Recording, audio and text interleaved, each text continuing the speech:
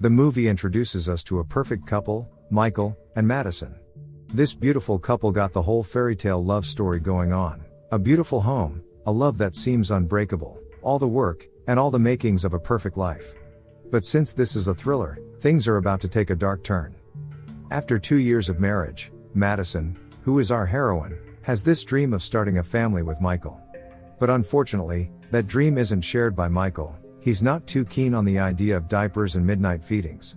In fact, when Madison brings up the whole family thing, Michael's mood takes a nosedive faster than a roller coaster.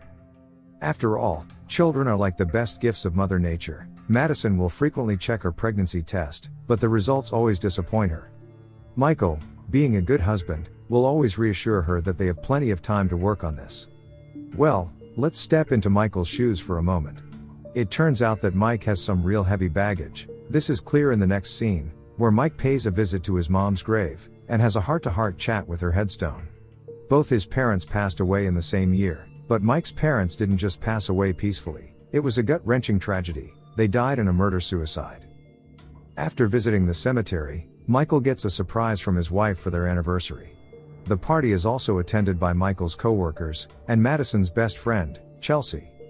Here we learn that Madison has made a big decision. She finally decides to wave goodbye to her job in the hospital with Chelsea, and embrace the role of a full-time wife. When Madison goes to the toilet, she is annoyed by Michael's habit of leaving the toilet bowl open after using it. After the party, Michael gives Madison a necklace with a heart that's split in half. He wears the other half himself. Later that evening, Michael spends time with a friend. He says that he isn't ready to have a child because he wants to focus more on his business so he can provide everything for his wife. The friend tells Michael to talk to his wife about this because she probably wants a child very much. Returning from the bar, the husband is ready to talk to his wife about this, but his wife isn't acting like she usually does. It turns out that Madison stumbles upon something that'll send shockwaves through their relationship, a steroidal testosterone. Michael has been taking these things on the down low, but he's not hitting the gym with them. He's been taking them to prevent the possibility of Madison getting pregnant. As a result, Madison always thinks it's her fault that she couldn't have a baby. She calls him a liar and a coward for keeping this from her when he knew that all she wants is a child, but Michael responds that he doesn't want to have a child, and has told her that 100 times, but she kept pushing him. Michael is trying not to explode as she lashes out at him with all the angry words, until she mentions that his dead father would have never lied to his mother like this. Like this. No.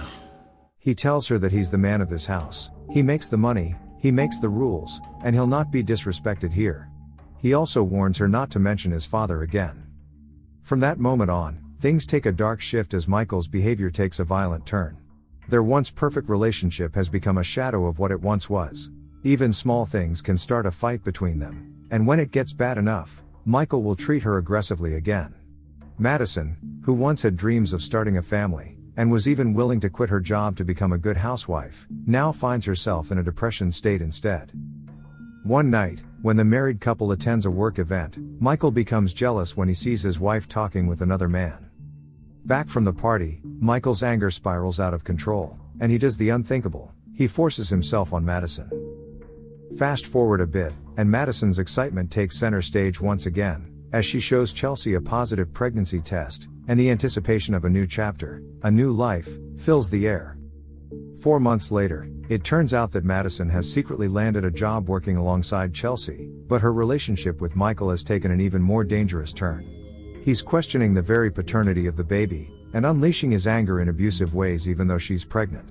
Chelsea urges Madison to go to the police, but Madison is trapped in a web of fear and confusion. Fueled by frustration and a fierce determination to end her friend's suffering, Chelsea reports the abuse to the police, and the police suggest that Madison get a restraining order. Now 6 months pregnant, by gathering her strength, Madison decides she's had enough, and packs a bag to go stay at Chelsea's. Upon learning this, Michael immediately walks up to her, and she tells him she can't stand being around her abusive husband anymore. From you. Madison defends herself against Michael's violent attack by shattering a vase over his head. It's a critical moment of survival, and Madison seizes her chance, leaving the man alone. But just as hope starts to blossom, tragedy strikes.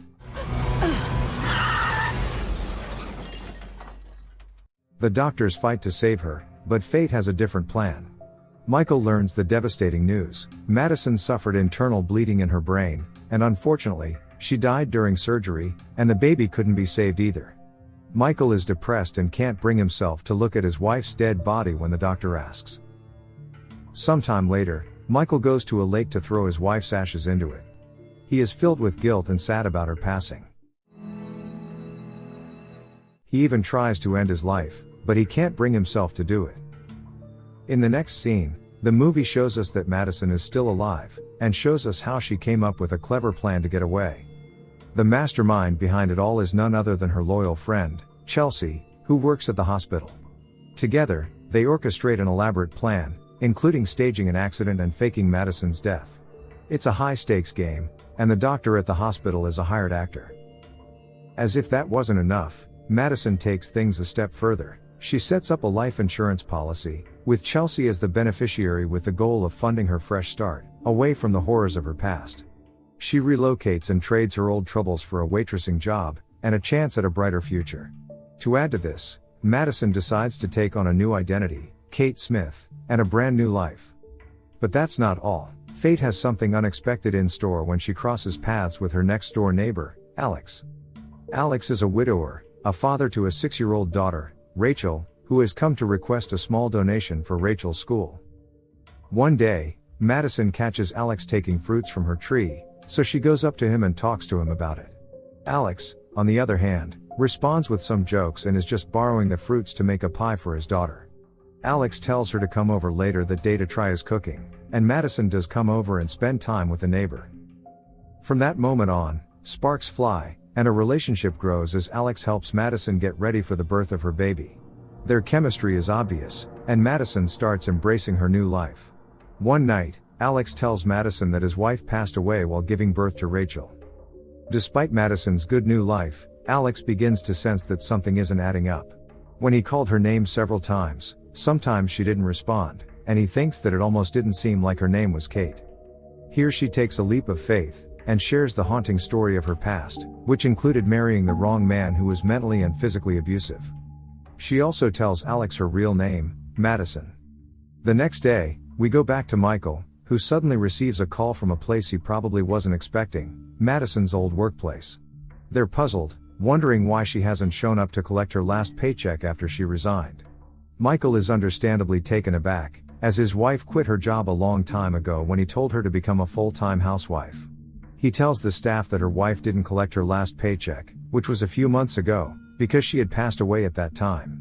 But when the staff checks the hospital records, they find out that Madison was admitted to the emergency ward, but there's no record of her passing away. The data just says that she got checked out the same night she got admitted. When he hears this, he goes straight to the hospital and asks if there are any records about Madison. He then gets the necklace he gave to his wife.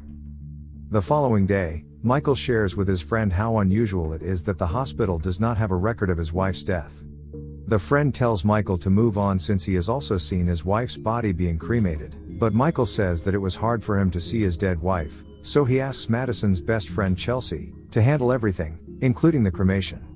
When things start to seem more strange, they decide to go on a mission to uncover the truth. On the same day, Chelsea is met by the chilling presence of Michael in front of her house. She is anxious to see him because he never knows where she lives, and Michael asks Chelsea to help him move Madison's belongings since it is hard for him to do so. Later on, Michael finds out from his friend that their men have found someone who looks like Madison working at a restaurant. So, Michael goes to the restaurant, and tells the staff there that he is Madison's brother. But the waiter's staff says that no one named Madison works there, so Michael shows her the wife's picture. To his surprise, the crew tells him that the girl in the picture is not Madison, it's Kate Smith. She tells him that Madison is off today, and he can ask Madison's boyfriend, who works a few blocks from the restaurant. Later that night, Chelsea contacts Madison to tell her that Michael came to her house, unaware that the man they are talking about is listening to their conversation. Just then, Madison's water breaks, and she is about to give birth, so Chelsea rushes to her house to take her to the hospital. In a quiet corner of this thrilling tale, Madison is embracing her new life as a mom. She's given birth to a baby boy, a little bundle of joy she names Peace. A few days have passed. When Chelsea sees how well Madison is doing, She tells her that she must return home, and bids her farewell. But as she gets into her car, it turns out that Michael is already in the back seat. Afterwards, Madison, who has just welcomed her precious baby into the world, makes preparations to return home. Alex, the kind-hearted neighbor who's become a steady presence in Madison's life, accompanies her until she gets home. When Alex is about to go home, someone is secretly watching them. With Madison taking a much-needed shower, he sneaks into the house. Hearing footsteps, Madison quickly goes to check it, and finds her toilet bowl left open. At first, she thought it was Alex, and to her relief, the baby is still in place. She then hears music from downstairs, and quickly checks it out, but nobody is there, and it's the music from her speaker. When she goes back upstairs, she finds that the toilet lid is left open again, and to her surprise, her baby has gone. And then all of a sudden,